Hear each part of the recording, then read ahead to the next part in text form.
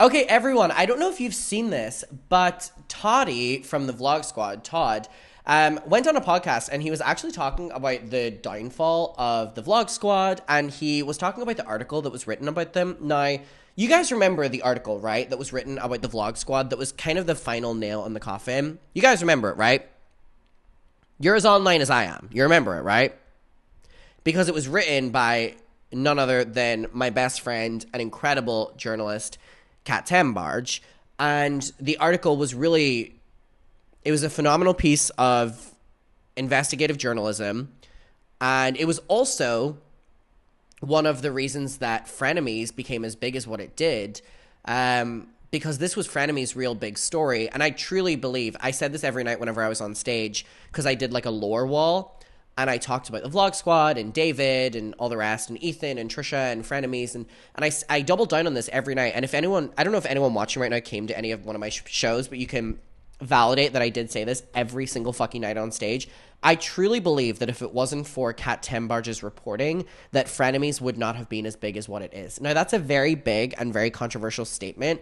But if you think about it, the huge story that, there we go, you can validate, the huge story that really blew Frenemies up, in my opinion at least, was David Dobrik and the Vlog Squad and the downfall and the Jeff Wittek of it all. When Jeff Wittek came on the H3H3 Productions, Frenemies, live on air, it's one of those moments where I'm like, I will remember where I was when it happened. It was insane. Yeah, Kat has had a huge impact on culture. People don't recognize her enough. I completely fucking agree. Specifically within the digital influencer world, I like her reporting. People will be aware of Kat's reporting and actually have no idea that it was Kat that reported on it. But anyways, when they had Jeff on, and it was that terrible, God bless him, interview where he was obviously still trying to defend the Vlog Squad and David, and Kat ultimately was like, oh, you say you weren't there? Well, what's this photo then? Or I think it was maybe Ethan, but Kat had given, you know what I mean? But anyways, it was so important that this article came out. Here we have it. It was whenever Kat was writing for Business Insider. Insider investigation. A woman featured on YouTube star David Dobrik's channel says she was R-worded by a Vlog Squad member in 2018, the night they filmed a video, and obviously about Dirty Dom and that, you know, Toddy and stuff like that were allegedly supplying alcohol, and it was a whole situation where they were all trying to pass off blame to Dirty Dom and pretend they weren't there, pretend they had no involvement. And I actually have this from whenever I was on tour with Kat. We're going to go on to Kat Tenbarge. And she talked about it. So, I just want to talk about... I interviewed this woman who... Here we go. I actually think it's important to kind of revisit this here a second before we get to Todd. Because the clip that I want to talk is Toddy dismissing the article that was written. So if you want to hear directly, this is a very quick clip. If you want to hear directly from the person who wrote the article, here we have it. With the lore and go to David and the Vlog Squad. So, Kat, talk about the article when you broke the fucking 2 years ago with the Ethan, Trisha, Jeff, fucking everything. Talk about that article. Muckers, thank you so much. Okay, so let me set the scene. So back in early 2021, Frenemies was at like the peak of its existence, and Ethan and Trisha were talking about the Vlog Squad nonstop. Now, so this is why I believe that Kat's article was one of the reasons that really blew Frenemies up, because they were already talking about the Vlog Squad because of Trisha's obsession with Jason Nash, and obviously, when this article came out, it really gave them like proof that the Vlog Squad were bad. Simultaneously, I had been investigating the Vlog Squad, and I interviewed this woman who had these really serious sexual assault allegations that took place while she was filming a video with the Vlog Squad in 2015 or in 2018. And so, interestingly enough, Trisha Paytas was one of the people who was at the filming of that video that night. So I reached out to Trisha and Ethan. Which I always forget, by the way, that Trisha was there for this. And I was like, you guys are covering this. You guys are talking about Business Insider's coverage. I could really use your help in getting this story published. And I ended up interviewing Trisha.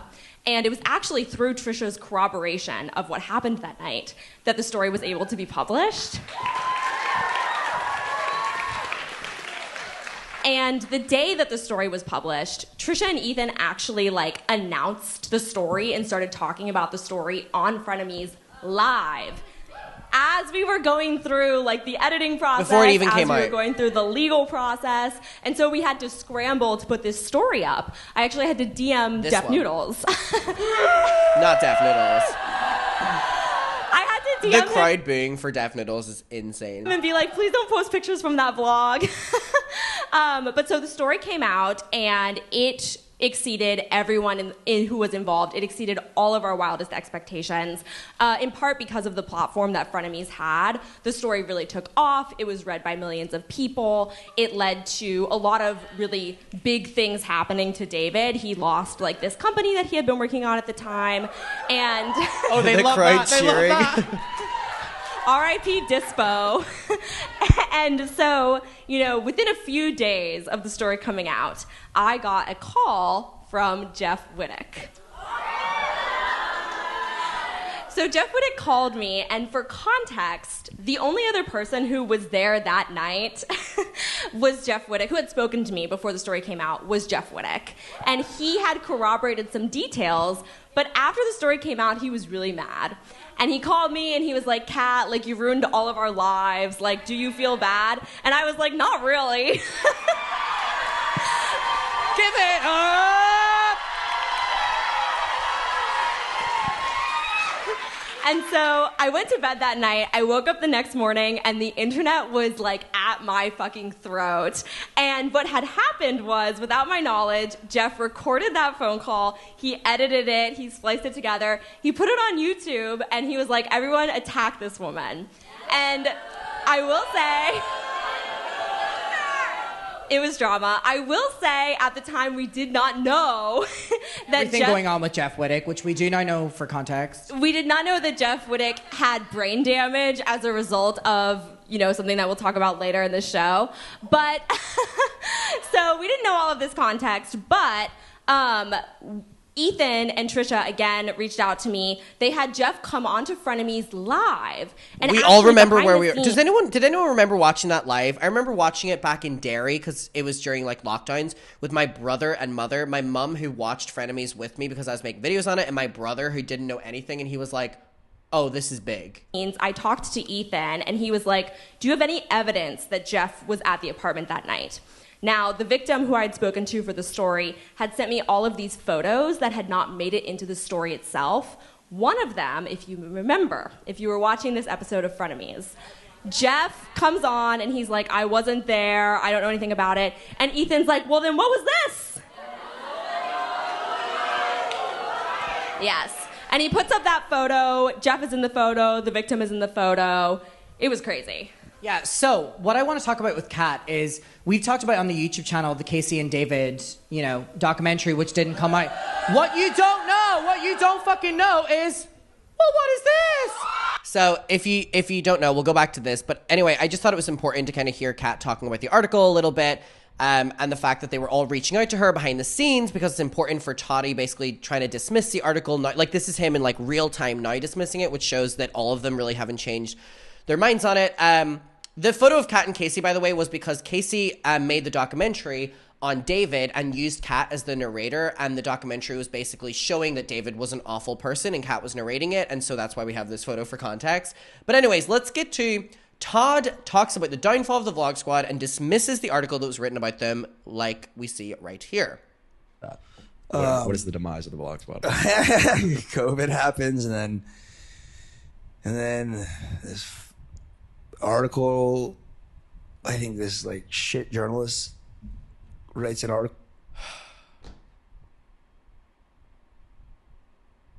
Me, when my entire friend group, including myself, were exposed, this shit journalist. Fuck you, Todd. Fuck you, Todd. Cool about us. Doesn't get all the facts right. And then the crane incident with Jeff. Explain. And so it's like during COVID. God, he's such a bad person. He's going, the shit journalist wrote a shit article and, the crane incident. The way he's willing to pass that off shows how little fucking care he gives about any of this. Boo. Yeah. Tomatoes in the chat for him. Doesn't get the facts right. Yeah, it's not like the article went through multiple rounds of legal and passed that, and there was never any retaliation against the article. Crazy, Todd, right? trying to do like this big video comeback of like stunts. Oh, because now you're already feeling yourselves because of the article. You're getting space. So you want to have like a comeback video. Yeah, and also too like, stop posting just because of like, Oh, really? COVID and like we couldn't hang out I together. had nothing else to do. You know, Oh, hang out. fuck. Yeah. Oh, that sucks. And especially in California or LA, everyone's like, stay in your homes. We lasted maybe 4 months. Well, that's funny considering everyone during the California lockdowns were partying, specifically the influencers. They were at Saddle Ranch or private parties in their houses, which is crazy. He's using California as a reason for abiding by lockdowns right now. And then we're like, all right, let's start hanging out again. Yeah. Yeah, something like that. It was nice. The road was open. Yeah, It was great. It Yeah. was nice. It was sick. The skies were clear. It was insane. It was, dude. yeah, for I you just guys go over for there in LA. drives. Oh my god, it was insane. He's like, don't touch me. Anyway, yeah, back to what you were saying. But yeah, we're doing this. There's this one YouTuber, I forget his name, that we'd watch, and he'd do like these crazy stunts, jumping out of a cargo plane. Is he talking about Steve-O? Like this slingshot thing you do in Utah. Yeah. And then he also had the crane, and someone would like wakeboard on the crane. And so so first we're myself, Jeff. He's such a bad talker. It's insane. My girlfriend at the time, and who else was there? We're in Texas getting our skydiving license to jump out of the cargo plane. So I am now licensed in skydiving, Sick. which is sick. That's awesome. So Jeff and I were doing that. And then we meet everybody in Utah to do this wakeboarding center on the crane. Long story short, Jeff gets on it and David's driving the crane and Long story short about this. Okay. fucking swings him too much where he's like fucking parallel. And Jeff collides with the crane. And so Beautiful way of putting it, by the way, from someone who was there. that happened. Fucking Jeff goes through surgery and like it was crazy. It was fucked. Yeah. Jesus Christ. Holy fuck, I've never seen a worse speaker. Jeff, got hit. He went through surgeries. He's still going through surgeries, by the way, Todd. You were literally there when this happened. You were one of the people that chose to walk away from him when this happened as well. I know you're going on Jeff FM now and buddying up with him again.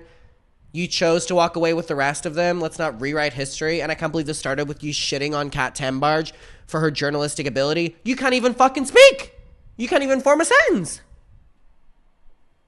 I'm like, is he gonna fucking make this? And So he was dead.